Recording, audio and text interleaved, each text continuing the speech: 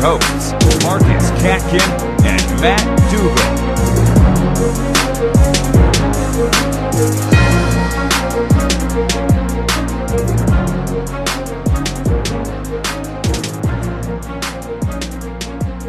Matt, we actually have some meaningful football to talk about now. I mean, not that preseason wasn't meaningful, but football's back. It's starting tomorrow, about 24 hours from now. This is crazy. It doesn't even feel real. It's like Christmas Eve. It just doesn't feel real yet for me. So excited that I am actually sweating my balls off right now. Oh, maybe that's just because it's about 102 in this room. But hey, we're gonna make it happen just for you guys. It is a little hot in here, but that's all right. Or as Nelly would say, hot in her. Bringing it old school. But yeah, guys, we get to run down some games this week for you. No more talking about season long. No more talking about, hey, this guy's going to be good in season long. We get to focus on the now. Much better for guys like me and you that, the whole ADD thing just kicking in. Let's just do it. Let's talk about this week. And so let's get into it. I mean, tomorrow night we got Steelers, Patriots.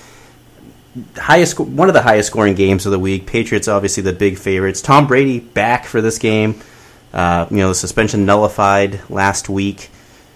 Matt, what do you got going on in this game? I think it's a huge Brady game, and I think Gronkowski, big game coming for him. Well, what's also funny is the fact that you're still obviously staying away from all Patriots running backs. So some things never change. Some things never change. I was actually on ESPN today just looking just for the heck of it because, it's such a huge question mark. Who's going to be the guy in the backfield?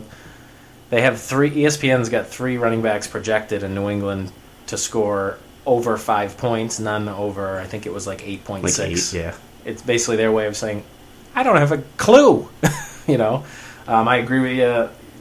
I think Gronk, it's so nice to see Gronk healthy, like a nice mild off season. He's coming in healthy. He's ready to go. If you've got him, expect a big day, no doubt about it. And, we talked earlier about the narrative of Brady wanting to come in and kill everybody because he's going to be pissed. And I kind of shot that down. He's the kind of guy, he's about as fiery as it gets. He doesn't need any extra motivation. If it's an NFL game, that's all he needs. So anytime he's playing, you got to love Brady. I think it's kind of funny, too, like, when you think about it, Le'Veon Bell, LeGarrette Blount, both suspended in this game. Ironically, from hanging out together, smoking a little, doing a little driving, smoking a little something. Yep. So both of them out in this game. Like I said, hopefully they don't meet up in the, before the game. Meet up over Gillette, over Foxborough. Yeah. Patriot Place, they're kicking back, But yeah, both of those guys out of this game, so I think it's going to turn to, like I said, a highly passing game. If I said over or under 700 total passing yards for Brady and Roethlisberger, what are you taking? I think I still might take the over. Oh, 700? Yeah, total. Yeah, I like that. That's I think it's going to be a shootout. Definitely is the two very good offenses, no doubt about it. Obviously, Martavis not being there is a little bit of a downfall for Pittsburgh. Maybe he was with him. The failed drug tests. Maybe him and Le'Veon. We got a problem here in Pittsburgh. I think you're right. I think we need to look into this. Well, no, that's fine. One thing though, Marcus, funny. I'll repeat that again. Marcus Wheaton. What do you think? I don't think anything about Marcus Wheaton. For some reason I watch him on film and I like him. Little jitterbug out there, quick guy. He let everybody down last year. Last year was the preseason hype on him was pretty big, and he really didn't do what he was supposed to do. I just have a feeling this could be a nice game for him. No. Second season. I didn't roster him anywhere. But obviously New England's defensive backfield looks quite a bit different than it did last year. No doubt about that. It's going to be interesting for me. This is his chance, to make sure that he stays involved. He's got 4 weeks here with Martavis out. I don't think he's a bad player, and I think he's getting a bad rap from a lot of guys. So I don't know. He's an interesting name. I'm not spending any time on Marcus Wheaton. If I said over or under 60 receiving yards for Wheaton, what are you taking? And that's basically what he's been doing. I would take the under. Yeah, I guess I'll go over just to be that guy. Where the yard's going to come from? You just said 700 yards. We're talking about the number 2 wide receiver in Pittsburgh. I think Antonio Brown is going to go for $120. Yeah. Have a touchdown, maybe 2. Mm-hmm. Heath Miller's going to be sprinkled in, 60, 70, 80 yards. Yeah. Right, so we're up to 170. You're going to have D. Will probably getting 20, 30. Yep, so up to 200. 200. Like I said, Wheaton will probably get you your 50. Okay, so you're at 250. And then you're going to have, the 100 yards the other. to go with here. Yeah, no, you're going to get your other cast of guys. You're going to get, you're going to have your other little guys sprinkled in. Archer's going to be involved, definitely. I don't know. I see a decent game for Marcus Wheaton. He's just a name. Keep it out there. For me, I think he needs to prove himself. He really does, and he's got 4 weeks to do that. I think Antonio Brown will have over a dozen targets. Easy. Yeah, no question there. I'm big on Antonio Brown. Let's move on to the next game, though. The Sunday games. So first up, we got Packers, Bears. I know this is a game that I'm highly targeting for DFS purposes. Love all the Packers. Love Rodgers. Love Cobb. Cobb actually has a great history against the Bears. Eddie Lacy should have a nice game here. They're the favorites. They should lean on him probably quite a bit in the second half. And then, like I said, DFS, Devontae Adams, he seems to be the lock of the week, basically, just super priced in right now in DFS. You could pivot to guys like Charles Johnson in that similar price range because I think everybody is going to be playing Devontae Adams. Yeah, but cash games, you're sticking with Devontae Adams. Maybe for GPPs. At that price point, no doubt. Yeah, at GPPs, you might maybe pivot off him a little bit. But I love all the Packers here. Tough for me to like any of the Bears. I mean, going into this, I wanted to like Alshon Jeffrey because the Packers actually give up a touchdown very frequently to opposing wide receivers. I think when I did the numbers on it, they allowed a touchdown for every 8 receptions to a wide receiver. So it made Alshon Jeffrey kind of stick out to me. But this leg ailment that just kind of seems to be looming and not really, we don't really know anything about it, which worries me even more. Yeah, it's the preseason, too, so you don't really have to give all the information out there. He did participate in practice, albeit limited fashion today, so that's a good sign. It's Wednesday. They're playing Sunday. There's no big rush to get him at practice. He's been with the system for a few years now, you know what I mean? So I think the fact that he did play today in a limited fashion at practice may be a good sign. Well, of course it's a good sign. I mean, if he's practicing again, it's good, but, I mean, it's just hard to trust him. Obviously, if you drafted him in season-long leagues, you're playing him. Yep. You drafted him in probably the second round for a reason, third round maybe. Yeah, I mean, obviously we're doing this Wednesday night. It's a fluid situation. These injuries, we'll see how he progresses. I think if he goes to, what I meant by maybe a good thing is, you were concerned that maybe because we don't know a lot. I think if he practiced today, being Wednesday, that tells me that maybe he's a little bit further along than you may think. So we'll keep an eye on tomorrow's practice report, see if maybe he bumps it up a little bit. And Matt, you bring up a good point. We are taping this on a Wednesday, so after Wednesday, if you guys ever want to hit us up, at Marcus Catkin, at Matt Dougal on Twitter, so hit us up there with your questions Sunday mornings if you want. Yeah, I retire from Twitter during the off season, basically, but I'm back, so. But hit us up there, and you can always get more up-to-date answers to your questions. Matt Forte.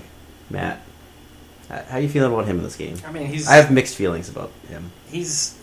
No sure. Mark Trestman anymore. Is he a guy I'm looking in the GPPs? Am I looking into my cash games more likely? No. Yes. No. More likely in the cash games, just because I still think he's going to be a touch guy. He's gonna get plenty of work. I think the upside might be a little bit limited. I'm not going to expect a 100 catch season. Definitely not. I think it's hard. What are you going to do? You got him. You're playing him. What are we talking about here? We're talking your week one league.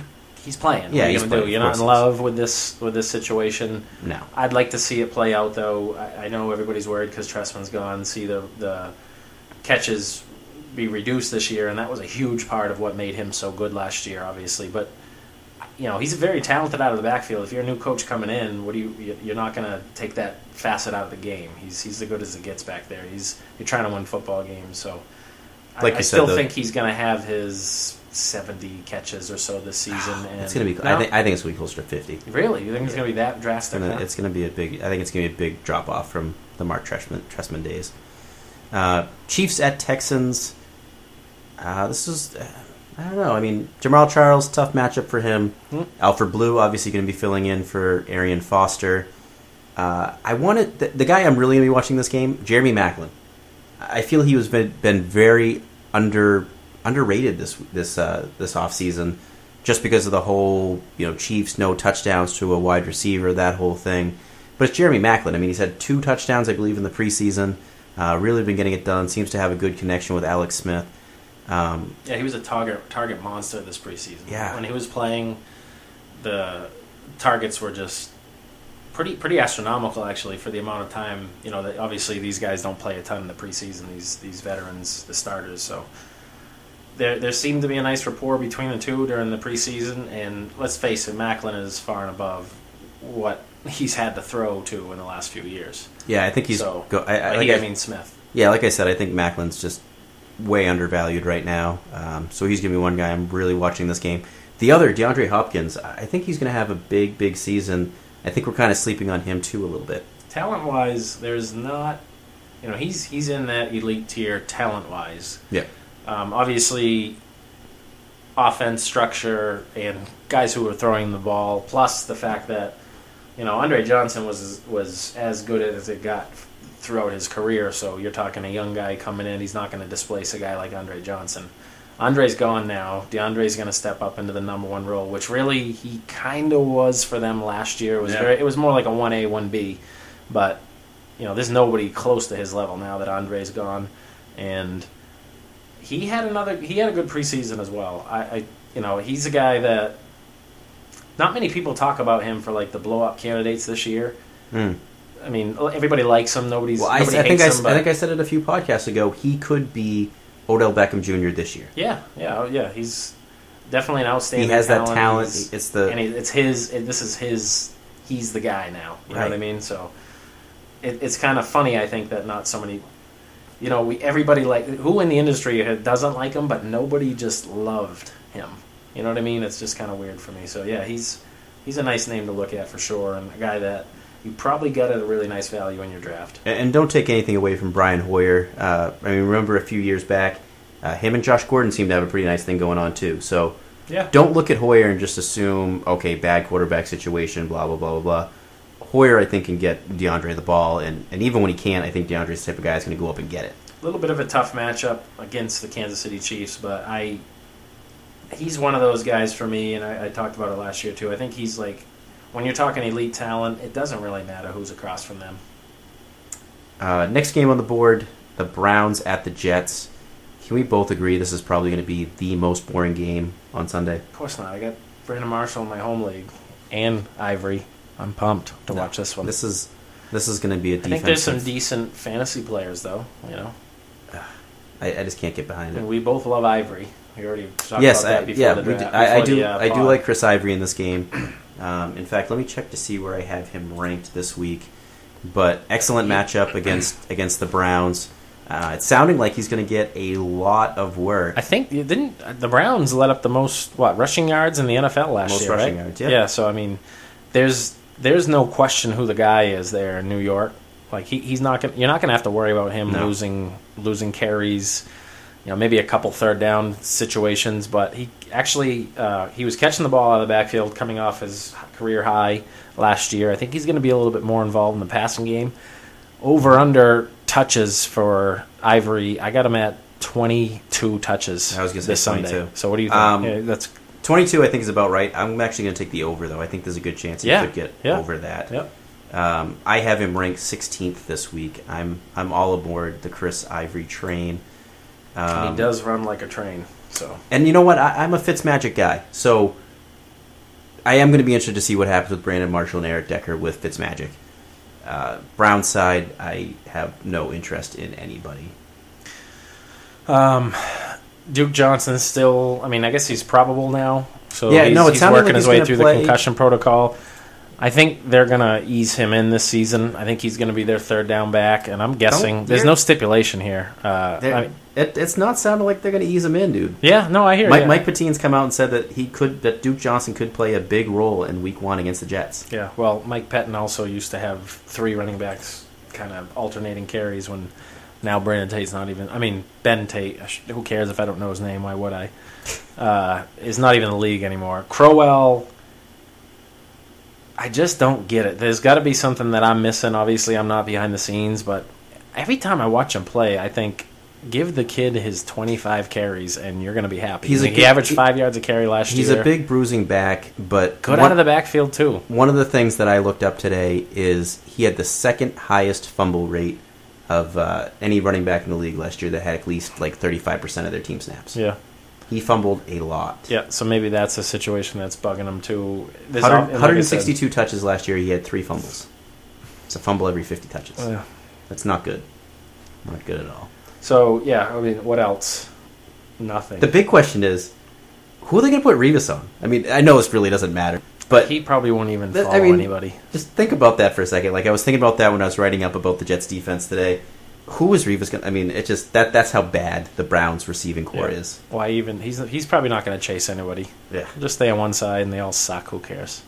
Colts... That's an anemic offense. Wow. Yeah. Really, it's really bad. Colts at Bills. A lot of people picking the Bills and the upset in this one.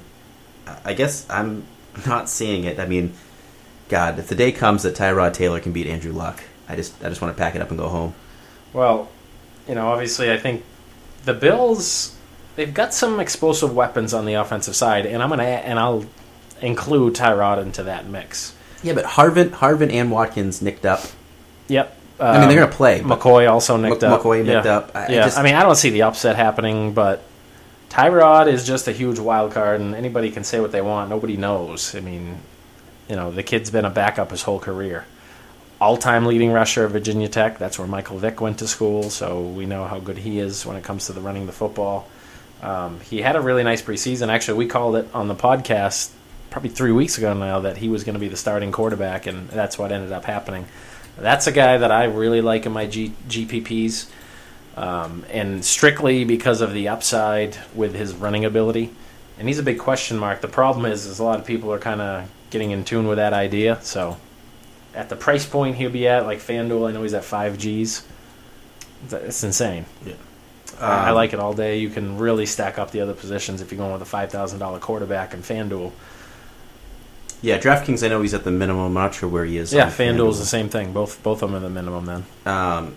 Andrew Luck, real quick, I just want to say he's only played against the Bills, it looks like, once over the last 3 seasons, and in that game, his fantasy points literally 2/3 of what he was averaging in all other games against all other opponents. Not enough of a sample size for me to give a shit about that stat. I get it. One game. Yeah, no, it's small. It's small, but it's meaningful.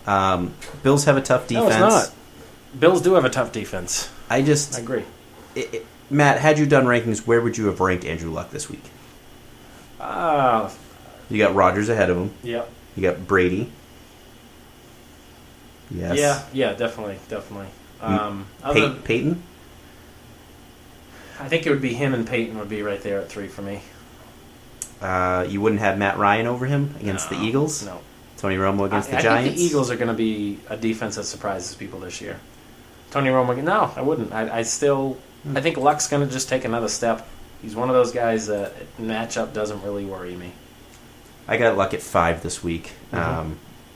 Guys I got ahead of him. I got Rodgers. I got Peyton Manning. I got Tom Brady and Drew Brees. I have Drew Brees ahead of him. I still believe in Drew Brees. No Graham. It's scary. I still believe he'll get it done. He got it done before Graham. He'll get it done after Graham. Frank Gore. Now, it's tough run defense. I'm not really getting behind Frank Gore in this one. I know you were a guy that really liked Frank Gore going into the season. Last year, the Buffalo run defense was, it's an outstanding defense, no doubt about that. But he's going to be involved in every facet of the game and an outstanding offense. So I'm higher than most, I think, on Frank Gore, although maybe not Rob. Him and I are both pretty high on him this year. I like him quite a bit. They came out today and said he's going to be on a pitch count. Does that worry you at all? Or is that what you expected out of a No, I didn't 30, expect that. What is he, 32? Is he 32 now? What are they giving the pitch count at? They haven't said. They just said he's going to be on a pitch count, which to me makes me believe he's going to end the year in the 225 to 250 touch range. Yeah. But is that about what you were probably expecting for him? No, I thought he'd get more than that. But you're speculating as well as I am. So I think he's going to get more work than that. There's not a whole lot of talent behind him. No. 32 years old. That. He's 32 years old, and they said they were going to save it. Pretty much put him on a pitch count to save him for the playoffs. Sense. Yeah, because they know they're going to get there. And you're right. This is an extremely difficult matchup in Buffalo. That's a great defense, and I think it's only going to get better with Rex there. But I still the pitch count thing, I actually hadn't heard that. I guess, you know what, it's tough. You can't believe everything the coaches say either. No. What are they going to tell everybody what they're going to play, what they're playing us for? What's the benefit of that? So, well, some coach speak that I am paying attention to. Dolphins at Redskins. Kirk Cousins starting this game over RG3. yeah. I will say this: it improves my outlook on Deshaun Jackson, because Deshaun Jackson typically plays much better with Kirk Cousins than RG3. And on the flip side of that, I guess, Alfred Morris typically plays worse when he doesn't have RG3. So, I mean, how's the Redskins offense shaping up for you, Matt? It's hideous. I've never been an Alfred Morris fan. Kirk Cousins is a turnover machine. There's nobody there that I'm touching. I guess Deshaun Jackson obviously is always one of those big hit-or-miss type guys, the GPP type player. He's just so inconsistent for me. You're not playing him any cash games. Obviously, if you got him on your roster, there's probably nothing better than that you got to play. He's not your wide receiver number one. Obviously, if he is, you've got a problem. But he's just so inconsistent. There's really nobody in Washington that I want to have to play this week. Yeah, I think that's accurate. I mean, going into the season with RG3, I liked Alfred Morris. I don't like him in this matchup. Sue and Ndamukong Suh now on the other side of the ball for the Dolphins too. So I think the Dolphins' run defense is going to be a lot better than it was last year. And yeah, it's tough to get behind Cousins. I do like the Dolphins' defense in this game. Cousins a turnover machine, so I think we could see a little bit of that here. Dolphins side of the ball, I'm going to be really interested to watch how Tannehill spreads around the targets. To me, there's a lot of great receiving options that I like on the Dolphins. So while I don't think I'm going to be invested in any of the Dolphins players this week, I'll be interested to see how this shapes up, how the workload is distributed. I think right now, just because of the price point, maybe I'll get in on Lamar Miller a little bit. Why not Tannehill? I mean, I could. I don't know. The Redskins last year let up 35 touchdown passes to 7 interceptions, an average of 19.9 points a game. The next closest team was actually 1.7 behind them, which doesn't sound like a lot, but you look at 18.2 for the second team, the Bears, the Eagles at 18.2, the Saints at 17.6. That's quite a big jump there from the Bears to the Redskins, and really, what does the Redskins do to improve that defense this year? Yeah, no, it's a great matchup for another year for in the league, Tannehill. more weapons for him. I think Tannehill's one of those guys that. Yeah, it's a great matchup, but the problem you're having this week is there's a lot of top quarterbacks playing against really bad defenses. I mean, but Tannehill's not going to be at the price point. I know in FanDuel I think is around 8, which is kind of high. Yeah, but still, what are you paying for Rodgers this week? $9,500 on FanDuel at least. Take Rodgers out of it, and I think for $300-400 more, you can get Tony Romo against the Giants. You can get Eli Manning against the Cowboys. Yeah, I'd rather Tannehill than Eli. You can dip down and you can spend less money and get Bradford against the Falcons. Yeah, stuff like that. Like there's a lot of other great pivots around that point that kind of keep me off Tannehill. You can't ask for a better matchup, though. The over-under in this game also very low when you compare it to those other games. Yeah. So maybe you're looking at that a little bit. Like I said, Lamar Miller may be a guy I look to a little bit in this because it looks like Miami's going to be up, and I don't know. His price point's pretty low. Miami's going to win this game, so I like the Lamar Miller call, and that defense in Washington is not going to be good again. No doubt about that. Panthers at Jaguars. This is another. Who is your wide receiver though that you in Miami this year? If I like Tannehill, if I had to pick one, I'm picking Jarvis Landry. Yep. Just because for cash games he's going to be safe and he has moderate upside. In fact, he was one of the guys I'm writing up for our cash game lineups that's coming out on Blindside Football, probably tomorrow, maybe Friday. But Jarvis Landry is one of the guys that will be in my cash games because he has a very safe floor. And then going back over it, there's 2 beat writers this offseason. One that said he's going to be used more in the red zone, and another one that said he's going to be, what was it? One said he's going to be utilized more in the red zone, and the other said he's going to be their go-to receiver. And then Joe Philbin, their head coach, said he's going to be their deep threat. So when He's you gonna be have all over one the beat field. writer saying he's their go-to guy, another beat writer saying they're going to look to him in the red zone, and then the coach saying he's our deep threat, that's telling me they're going to go to Sounds him like a a number one wide lot. receiver to me. That sounds like they're going to throw to him a lot and Yeah. as often as they can. So at his price point in DFS and considering how safe he is, I'm taking him in a lot of my cash games. And we haven't talked about a tight end yet. This is a really nice matchup for Cameron, but it's also it's such the unknown first game. You know, how involved is he going to be in the offense? So that's kind of rolling the dice, but that's where I am with that too. It's a great matchup, and it has all the making. If he had an 80 yards and a touchdown day, that wouldn't surprise me. If he had a 20 yards and no touchdown game, that wouldn't surprise me. You know what I mean? It's just he's very obviously a new situation completely. It's tough to point back to previous performances, and it's a whole new situation with a new team, but the matchup is there, so just a name to throw out. All right, going back to this, the Panthers at the Jaguars. This is another game that I think is going to be really hard to kind of dig into. Cam Newton, I do like Cam Newton. I liked him going into the season, but no Calvin Benjamin. Devin Funchess still being listed as the number 3 wide receiver. So I got to assume if Cam does well, it's going to be a lot to Greg Olsen. That's the guy he's used to. That's the guy he knows. So we should see a relatively good game from Greg Olsen. Lots of targets, lots of receptions, maybe a touchdown. But that's really all I got. I'm not a Jonathan Stewart guy, but that's kind of how I see the Carolina offense shaping up in this one. He's just got nobody to throw to. You're talking about Ted Ginn and Corey Brown as your starting wide receivers. It's really bad. I mean, that's terrible. It's really bad. This kid Brown dropped 4 passes in a preseason game. And Ted Ginn, we know what he is. He's fast, and that's it. So I feel terrible for Cam this year. My God. It's scary to think that he is going to miss Jericho Cotchery. Yeah, no kidding. That's a scary thought. Obviously Olsen, a very talented player, a stud tight end.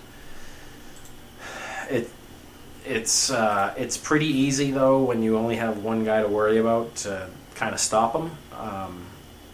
And he's not a transcendent talent that can just kind of overachieve and make it happen. The Jaguars, middle of the road as far as matchup is concerned. But really, what else is there to throw to? So yeah, you got to like Greg Olsen this week. But Cam, as talented as he is, he's gonna have to make some plays with his legs. He just does not have the talent to throw the ball to. He's a guy that I'm just staying away from. And Jonathan Stewart, obviously, I think because of that, they're going to want to play ball control. They're going to want to run the football because the coaches also know what they're throwing to. So that's one reason that I kind of like him, because what else are you going to do? Yeah. When he's healthy, he's very good. And he is healthy right now. So this is one of those weeks where it's like, hey, he's coming into a game, he's fresh, he's healthy. I like Jonathan Stewart this week. Jaguars side, there's only one guy that I'm interested in on the Jaguars side, and I'm highly interested in him after bashing him all last week. Allen Robinson, I really like in this game. Call me crazy, but there's no Julius Thomas. I feel like he's the only... I feel like he's easily going to get over a dozen targets this weekend. I feel they're going to pepper him a lot, and he's going to come away with a fairly nice day. I have him 17th in my wide receiver rankings. Yeah, and ESPN's got him at 20. A lot of people are high on him this week, so you're not alone there. I was on Allen Robinson until I think it was the 3rd preseason game. He did not look good.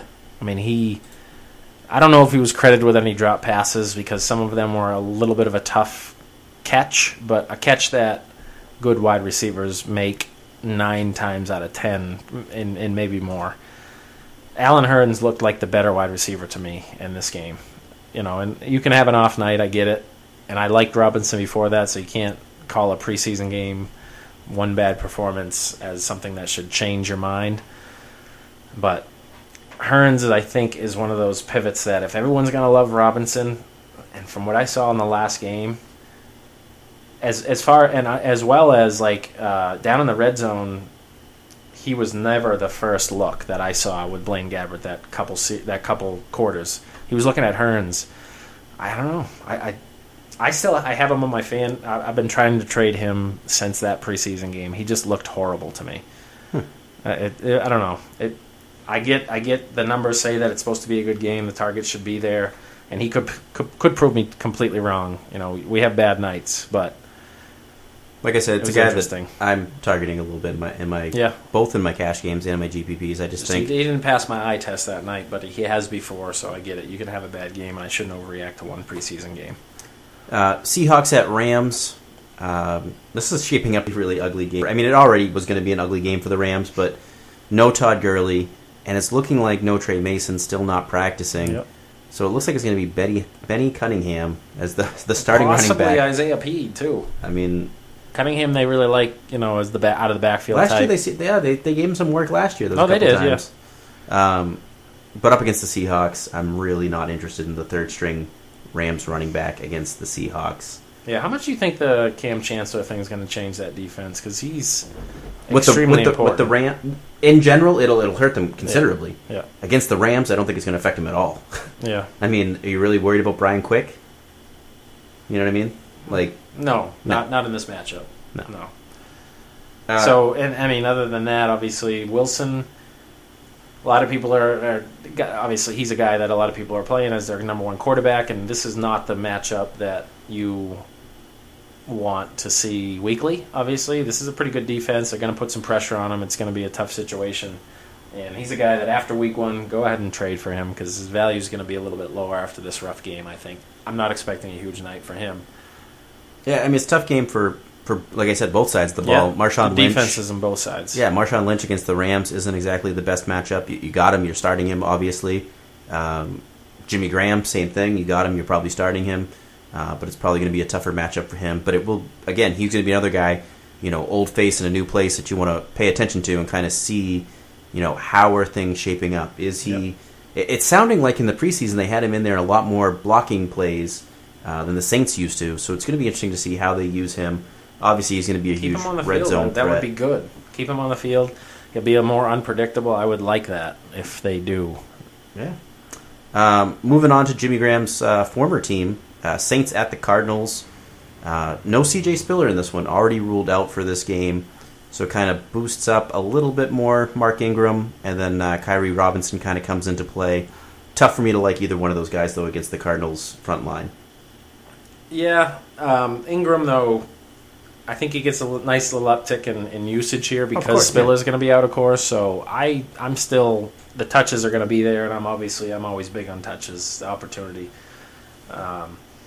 The concern obviously is the defense matchup. It's going to be a tough sledding for him, but if he comes out of this game with 20 rushes and 5 to 6 catches, I'm playing that all day. It takes one missed tackle. Let's assume for a second Drew Brees has 3 passing touchdowns. One goes to Brandon Cooks. Who do the other 2 go to? Well, I mean, believe the preseason hype. One of them is going to go to Brandon Coleman in the red zone, and the other one's going to go to Ben Watson. I'm with you on Ben Watson. Yeah. I'm with you. The Coleman hype is getting a little crazy for me. So I think Colson's still going to be involved, and I still think he may come away in this game with a touchdown. Yeah. But yeah, Ben Watson I like in this game. Excellent matchup, obviously. We know tight ends do amazing work against the Cardinals historically. So Ben Watson, a guy that you should be watching for.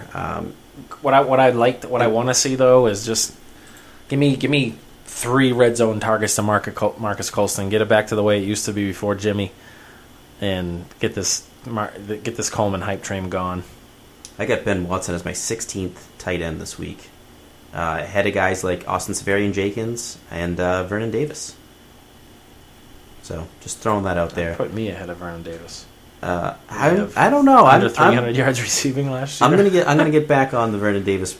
I think he's gonna come around this year. The thing with him is, I think he ran a 4.38 40 coming out of the combine. So even if Vernon Davis loses a step, he's probably still the second fastest tight end in the NFL. So. I think, definitely. He didn't fall from grace like that, like last year. He's got to bounce back. So, Cardinals side, obviously Andre Ellington, the number 1 running back, but Chris Johnson finds his way into number 2 on the depth chart ahead of David Johnson. Just thought that was interesting. I don't think we really need to spend any time on Chris Johnson and David Johnson. Johnson & Johnson. I like it. But Ellington, I've always kind of been an Ellington guy. Last season, he got a crap ton of touches. When he was healthy and he played, he was a lock for 20 to 25 touches. They got him the ball. They understood he was their offense.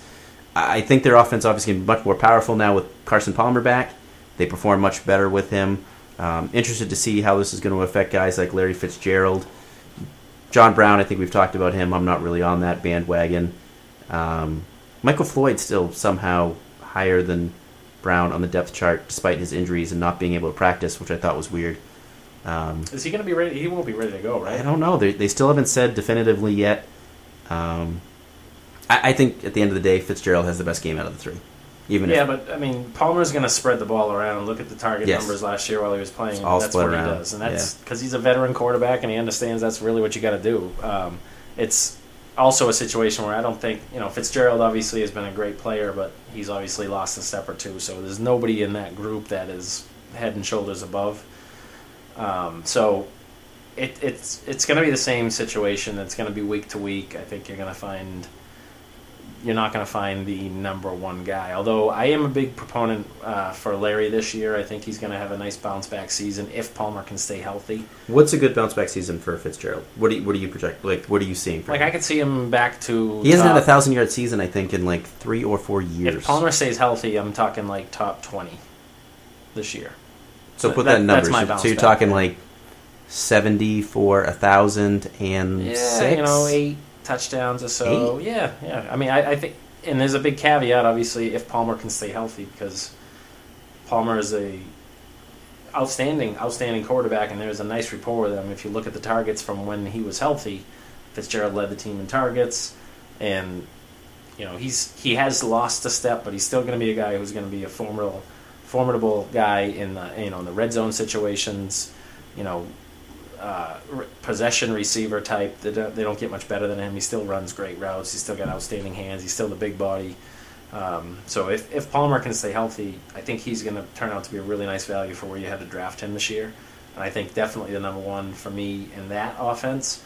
But I don't think it's going to be like drastic. It's going to be close. The three they're all of going them, to be very close, depending on Floyd's availability. I think we'll end up being extremely close between the three. Lions and Chargers. Melvin Gordon. In Bears and oh my. Melvin Gordon. I mentioned it earlier. I don't think this is the Lions' defense of last year. Sue was gone, and I think he was a huge part of their defensive line. Sue's gone. Fairley's gone. I think their whole starting front four is gone.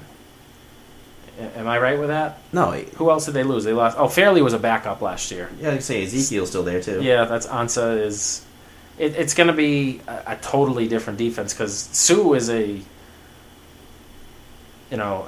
a polarizing player. He's a gigantic force in the middle of the line. Yeah, and there's nobody you can replace him with. You know what I mean? So you're losing one of the best players in the NFL. Doesn't matter what the position is. They did get Nada, but Nada's obviously injured. So. Yeah. But that was their attempt to refill that. But let's get past the Lions defense here for a second. Melvin Gordon. What are your thoughts on Melvin Gordon this weekend? Running back by committee. But he's getting the first and second down. It reminds me of Ryan Matthews came in and was supposed to be the every down guy. I think they're gonna ease him along. Brandon Oliver is going to be involved, and so is help me out here. Danny Woodhead. They're going to be. I agree. First and second down, definitely that's going to be his role. And 15 touches for 75 yards, 80 total yards. I just have this terrible with Monty when Monty Ball just got cut after being a second-round pick after dominating college football like Ron Dane did, who was also a big letdown. There's something that just scares me about these Wisconsin running backs. And Gordon, watching him in college, I thought that he's going to buck the trend, but I don't know. He didn't have a great preseason. He never really showed me much. I'm worried about him. There's definitely, I think, especially early preseason when guys were drafting him in like the third round, he's gonna.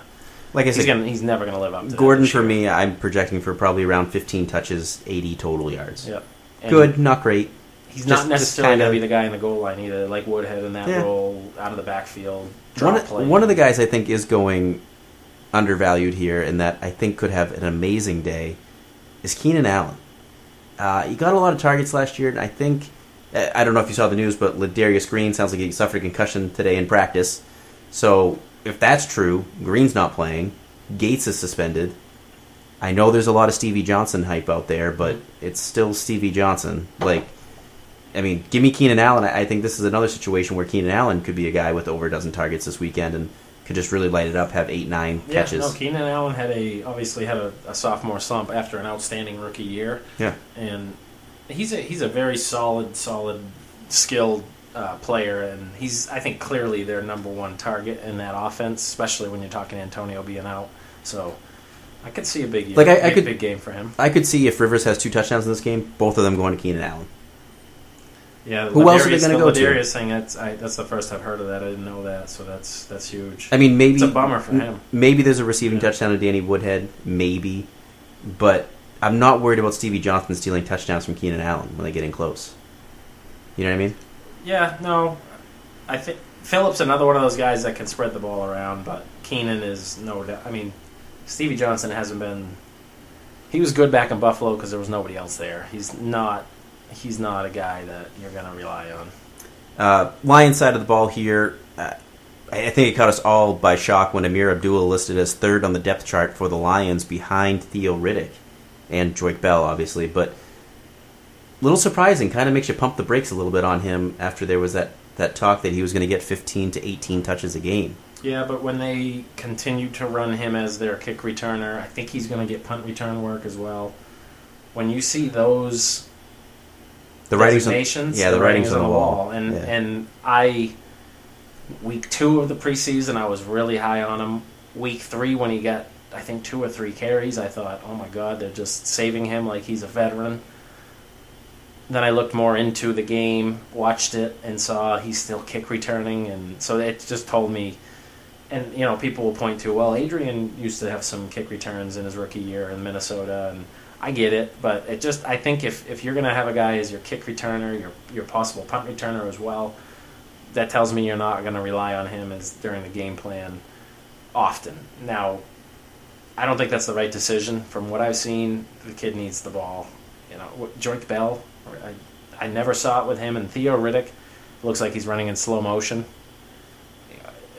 So I think it's a thing of, let's just see what happens. This week, you can't rely on him, but I think he's going to outproduce both, and as the season goes on, he's still a name that you got to like for me. I can't remember specifically the trade, but I saw a dynasty trade with Amir Abdullah right after his huge run in the preseason, and it was something absolutely crazy where I want to say it was basically like Amir Abdullah for Aaron Rodgers. It was just nuts. Yeah. So many people jumped on the Abdullah bandwagon.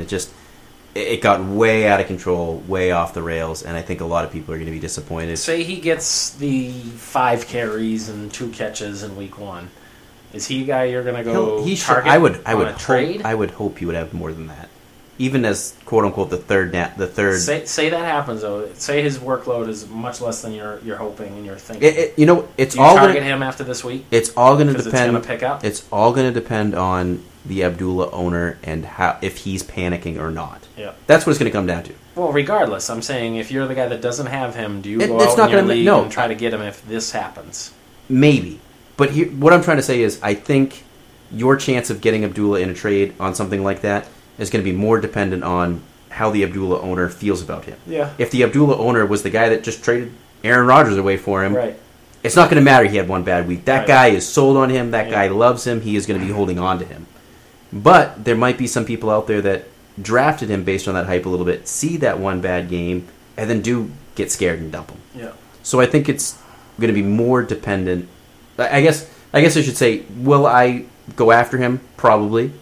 Will a trade get done? It's going to depend on the other guy and kind of how he's feeling, obviously. I mean, I know that kind of sounds like obvious trade talk there. We're all going to see Joik Bell for the first time, too, I think, including Detroit. So it'll be interesting to see what he looks like coming off the injury.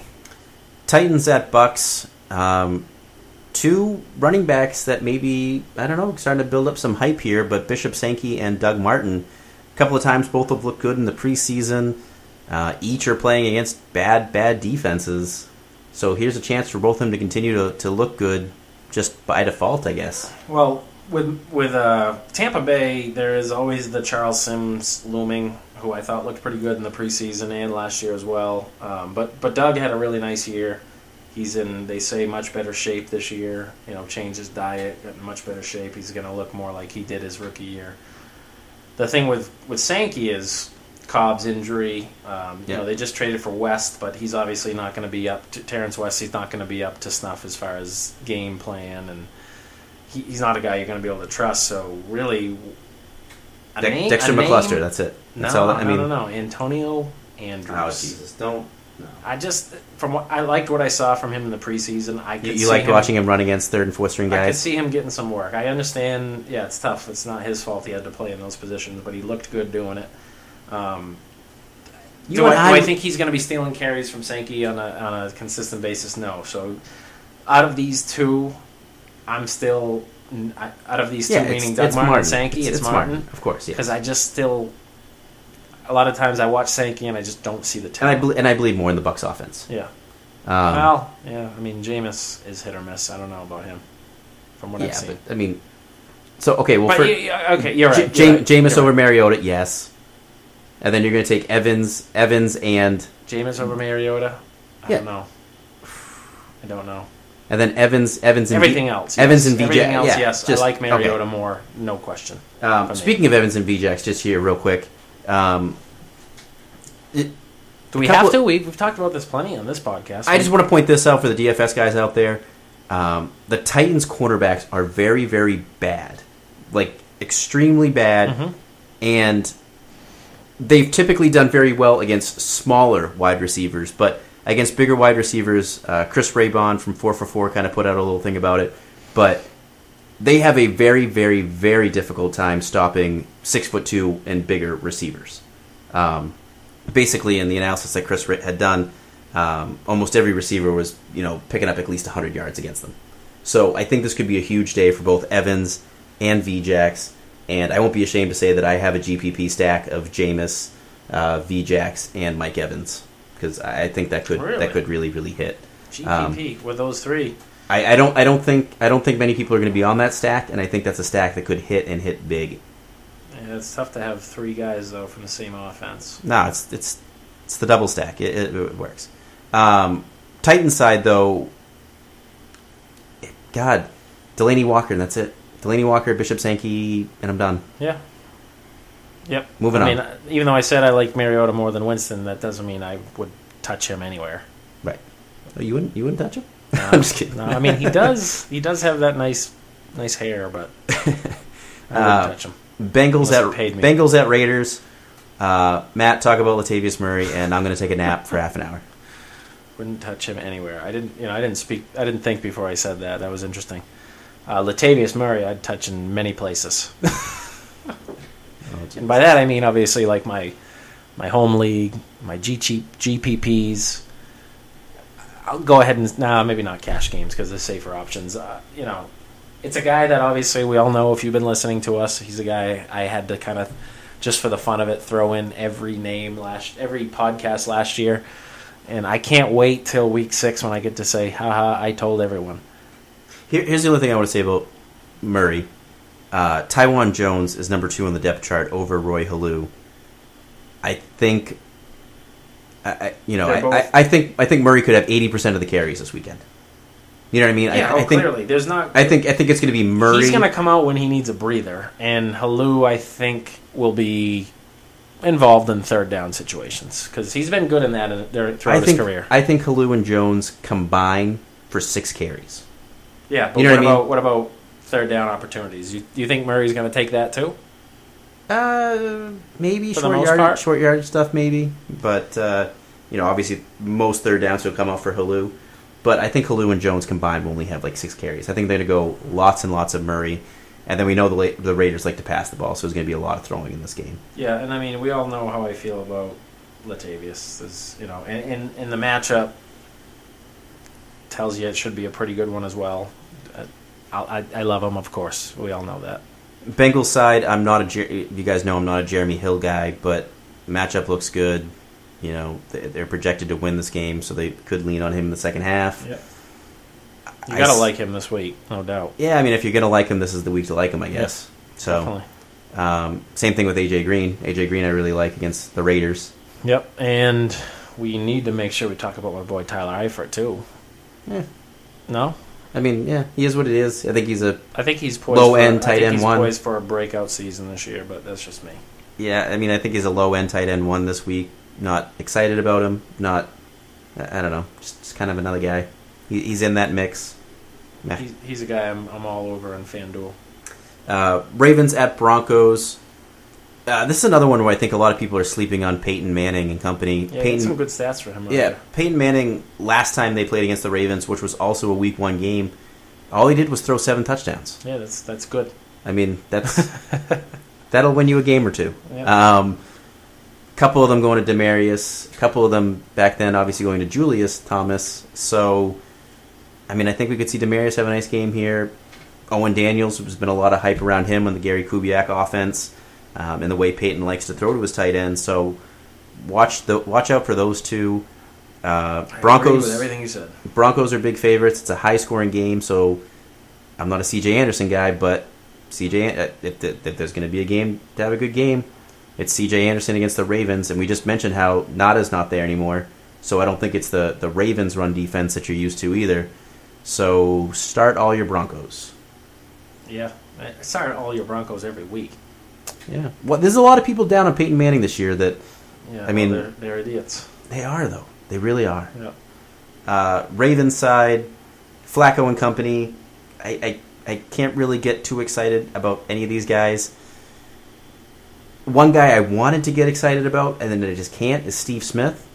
It's sounding like Brashard Perryman's not going to play, which leads me to believe Smith is going to get a lot of looks, but historically has not done very well against the Broncos. So I don't know where that leaves me. Even if Perriman plays, I don't think that matters. He's hasn't been there this preseason. He's a rookie. He's got to get acclimated to the offense. So whether he plays, where do you stand on situations like that where you feel there's a receiver that's going to get a lot of opportunity, but historically has not done well? I am always big on opportunity. So for me, touches are one of the most important things to be looking for, and I agree with you. His opportunities are going to be there this week. So, like I said, and the Broncos defense better than most think, though. Yeah, but it takes one missed tackle to break that play. You know, I need the ball in your hands. You're going to have a much better chance to make something happen. Justin Forsett, anything you want to add? He'd be solid. Yeah, just like he was last year. He's 80 to 100 total yards. Yeah, I'm not. That's Justin Forsett. Yeah. Giants Cowboys, one of the highest scoring games of the week. Dallas actually one touchdown favorite. They're pretty big favorites in this game. I was surprised by that. Playing in Dallas, start all your Giants, start all your Cowboys. Yeah, except the running backs in Dallas, because I don't know. What did you just tell me before the podcast? Jason Garrett is saying that even though Jason Garrett may get the start, it doesn't really matter. Yeah, whoever's the quote unquote starter doesn't really matter, but Giants' run defense is terrible. Yeah. So I think both guys could have nice days. I'm leaning more towards McFadden, just because if they are going to split the workload, there's the bigger chance McFadden finishes with the bigger day because he's more explosive. He's also got I don't know about explosive. Joseph Randle averaged over 6 yards a carry last year. Sure. Explosive. Maybe if you're talking Arkansas, Darren McFadden. And if they both get 10 carries, Randle will be around 50 rushing yards. McFadden will be somewhere between 30 and 70. He has the higher upside for me. I mean, explosive, look at the stats from the last year especially. Obviously, nice to run behind that Dallas offensive line, but Randall had a nice season. I don't know about explosiveness, but I think he's got a better chance to score a touchdown. How about that? Yeah. They're not going to... He'll be more of the goal line guy than... McFadden will be? Yeah. Randall's a 200-pound, 205-pound... skinnier type guy. He's not the build that you're going to be pounding down the goal line. One thing I do want to mention, and Matt, I showed it to you earlier, was the stats around both Des Bryant and Jason Witten. Des Bryant historically has not fared well against the Giants and fares even worse against the Giants at home. And the opposite is true for Jason Witten. Jason Witten at home against the Giants almost doubles his fantasy point totals from the last 2 years, averaging close to 20 fantasy points in PPR leagues when playing at home against the Giants, and has 5 touchdowns in his last 4 games against the Giants. I'm really big on Jason Witten this week, and I'm really down on Des Bryant.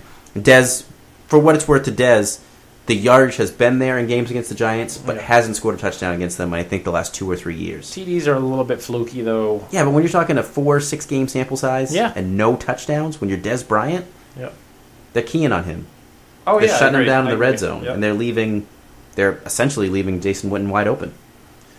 Yeah, tough to argue the numbers. And, earlier I scoffed at your one-game Andrew Luck thing, and I think most will, but you're right. You get a little bit more of a sample size here, so I get it. When you're looking, especially FanDuel, DraftKings type thing, it's really coming down to the numbers. It's not, you can't really just rely on the gut feelings. It doesn't work. So I get it, but Dez is just so involved every game he's on the field. Murray's not there anymore. They're not going to be able to lean on the running game like they did. They are favored by a full touchdown, so that is one thing that makes you think that maybe they're not going to have to throw the ball as much as you would like if you were a Dez owner. I don't know. I think it's still a shootout. I think they still throw it a lot. Yeah. So I mean, I don't know. I'm not shying away from Dez by any means. So you hate my small sample sizes, but I'm going to throw this one out there for you because this is another small sample size that I'm buying into. Odell Beckham, only 2 career games against Dallas. In those 2 career games, has averaged 7 receptions for 90 yards and 2 touchdowns on average. Each of the 2 games he played against Dallas had 2 touchdowns in each of those games. That's impressive. I like ODB, and I like Eli Manning this week against the Cowboys. Eli Manning, actually, I don't have the exact numbers in front of me, but when I looked it up, against the Cowboys, averages, I think it was like 23 or 24 fantasy points against the Cowboys, and he's another guy that does better against the Cowboys in Dallas. So 2 guys that I really like, especially in DFS. And who do you like out of the backfield in New York? I don't. I'm staying away from everybody. Yep. There's so much uncertainty, and it's just not clear enough for me to... I couldn't even give a single guess at how... It's a very similar situation in both backfields here. Nobody has a clue, really. Yeah. It's... Staying away from both for me. Yeah. For me, the Giants' backfield resembles a lot of the Patriots' backfield. Yeah. You have your bruiser, you have your third down guy, and then you have your other guy that's just going to be kind of sprinkled in there anyway. You know what I mean? It's just... I don't want any part of any of it. And then real quick, too, Victor Cruz is going to be out for this game, and it sounds like he might even be out up to 4 weeks. So Ruben Randall, a guy I think that you should pay attention to, especially if you need... I mean, I don't know why you would need a 1-week fill-in guy already, unless you drafted way early and got a Calvin Benjamin or something like that. If you're an Alshon owner, that maybe he regresses throughout the week. Yeah. You know. But Ruben Randall, I think, could have a good game. Obviously ascending because of injury, and he's a guy 2 years ago that I thought was going to become a very, very good player. He really let everybody down last year. I don't know. We talked about him on the wide receiver podcast. He had close to 1,000 yards receiving. Yeah, but he didn't take that step that you should have expected. Opportunity dictated why he had those numbers, and most people would have. He did not look good. I watched a lot of their games, and a lot of miscommunication, I guess you'd call it. Like, seems to run the wrong routes quite often. Yes, that does happen. Yeah, and so it's tough for a quarterback to trust you when that's the situation. But obviously, if you're number 2 wide receiver, you're going to get those opportunities, and he will be this Sunday, and sounds like for a couple weeks after that as well. Monday night, the talent's there. I just don't know if it is between the helmet. You know what I mean? Yeah. Monday night, Eagles at the Falcons. This is as the highest over/under of the week. This is going to be all sorts of fantasy goodness. Oh yeah. Start everybody. I Roddy White is still questionable for week 1. It looks like he may play. Hankerson could turn into a nice that's play. What I was gonna say. If he doesn't, you gotta like Hankerson, right? Yeah. And obviously like Julio in this one. Matt Ryan, another guy that has really good stats against the Eagles. Tevin Coleman, the starter in this one. Devonta Freeman still, working out that hamstring issue. So, like I said earlier, I think the Eagles' defense is going to be improved this year. They got a really nice linebacking core. If Freeman's out for this game, where would Coleman rank for you? Easily top 20. Yeah. Top 18. I don't know about easily, because... Against the Eagles? Who do you like more? Apparently you really like the Eagles' defense. Yeah, I do. I think they're going to have a nice season. But if you... Earlier, where did you have Chris Ivory? You got him at 17. So if you say easily top 20, what does that mean? No, I think I had Ivory at 16. So I'll bring up my rankings and I'll run some down for you. I had Ivory at 16. So okay. So you don't have him ahead of that, right? No. Okay. Assuming Freeman's out, I would put him ahead of Jonathan Stewart. Yeah. I'm not a Jonathan Stewart guy, though. An unknown, yeah. I wouldn't. My next guy is TJ Yeldon. I'd have him ahead of him. Yes, I would, definitely. My next guy after that was prior to the McFadden-ish news, and I say Joseph Randall. I say definitely, by the way, just because of situation where they're playing. I think Yeldon is a better player, but if you're going to be in the Atlanta offense against what some people think isn't going to be the best defense around, and then you're talking Yeldon, who does he play for? You know what I mean? So I agree with you there. My next guy was Joseph Randall, so you'd be ahead of him. Definitely, yep. The next two guys you won't agree with me, but I have Doug Martin, and then your boy Latavius Murray. Yeah, I got Murray ahead of... I got Murray... I don't have I'm just not a Murray believer. Rankings, I don't know. And Doug Martin, I'm still kind of hedging a little bit. I gotta see it in a real meaningful game. It just feels a little bit too much like last. I feel dirty putting Doug Martin as a top 20 running back week 1. Yeah. I felt dirty putting him there. I was trying to not to. It's 102 degrees up here. It's fucking sweaty. We are dirty. Eagles side though, Falcons terrible against the run. So, I mean, we don't know how it's gonna shape up, but we got DeMarco Murray. We got Ryan Matthews. Falcons are terrible at defense. How about we just leave it at that? They're just terrible at everything. So, I mean, DeMarco Murray, it's hard because you don't know the exact workload, but I want to love a running back against the Falcons. I think the Falcons are going to get beat up pretty badly in this game. And in most cases, that means you like the starting running back of the other team, although... Eagles only 2.5-point favorites, though. I don't see that myself, but they're better than me at it, obviously. But I like Murray, of course, everybody does, but Matthews had a really nice preseason, and Chip Kelly. I'm a Matthews guy. Yeah, Chip Kelly brought both of them in for a reason. They're going to be used, and don't forget Sproles is there as well.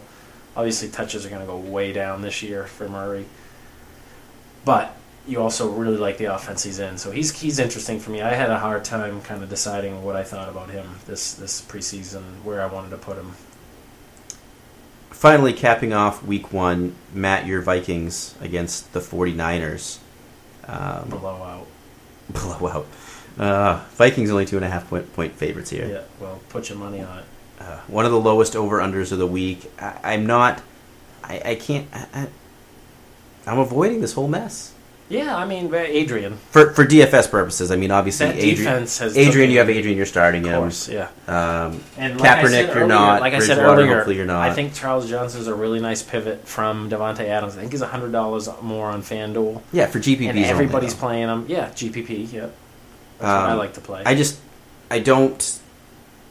I don't know. Hyde, I'm not for Hyde. This Minnesota defense is probably the most exciting part of this week, other than Adrian, for me. Bolden, maybe-ish, if you're desperate. I don't know. I'm just... There's nobody in this game, besides Peterson, that I'm attracted to. Behind the Carolina defense, I think Minnesota is probably my favorite defense this week. And obviously, I'm a homer. I'm crazy. But there really wasn't much better team when it comes to improvement from 13 to 14. Now we're in the second year. Young players all over the roster who have had another year in the system. That's a defense to really look to this week. So but you're right, not much excitement in this game. That's going to wrap up, Matt, all the weekly previews going into week 1. A couple of notes that I probably should have mentioned some of these things at the beginning of the podcast because by now we have 3 people listening. Number 1, for all you non-Apple people out there, we are now on Stitcher. So you can listen to us on Stitcher now. So search for Blindside Football or Blindside Fantasy Football Podcast. We'll be on Stitcher. Don't Don't forget to follow Matt and I. We mentioned that earlier. Follow me at Marcus Katkin, Matt at Matt Dougal. If you like the podcast, obviously, give us a review. Throw it up there on iTunes. Help us out a little bit. Like I said, keep throwing us your questions Sunday mornings. If you have any questions for us, we'll be there to answer them. Unfortunately, this Sunday morning, golfing. I made a huge mistake. Yeah, what an idiot. I agreed to a charity golf tournament weeks Stupid ago. charity. Stupid charity. Not putting two and two together. And opening weekend is like, Christmas doesn't really matter to me anymore. I'm a 30-year-old, but God, opening weekend for football is like heaven for me. And I booked a golf tournament. Yeah. For the first Sunday that I can't really back out now. When you go to this golf tournament, you really need to like find the guy organizing it and be like, "What were you thinking? Yeah. Why? What the first Sunday? I'm paid for. I can't get out now. Somebody paid for my team." Not only that, but you want to go to him and be like, "Wouldn't you think that by doing this a week sooner, you would have had twice as many people here?" Yeah, like, crazy. Think about what you're doing to yourself. Luckily for me, the Vikings are a Monday night football game, so I'm not really gonna have to miss them. But so unfortunately, I'm not gonna be there for Twitter. It's gonna be all Marcus this week, and I'm sure Druin as well, although Druin's actually not here tonight. We didn't bring that up. He's in the middle of moving. Nobody noticed. Picking up a new house. Not picking up, but moving into a new place, so I don't know how available he'll be Sunday either. Count on week two, though. Marcus is all you need, though. He could be picking up a house. He could be one of those tiny house people. Yeah. That 300 square feet and he's good. Dude, come on, let's face it. As much as we've been blowing up lately, Rob's getting a big old place. Yeah. But yeah, so guys, hit us up on Sunday morning, or hit me up, it's sounding like. I'll be there to answer your questions, so we'll see you on Sunday. See ya.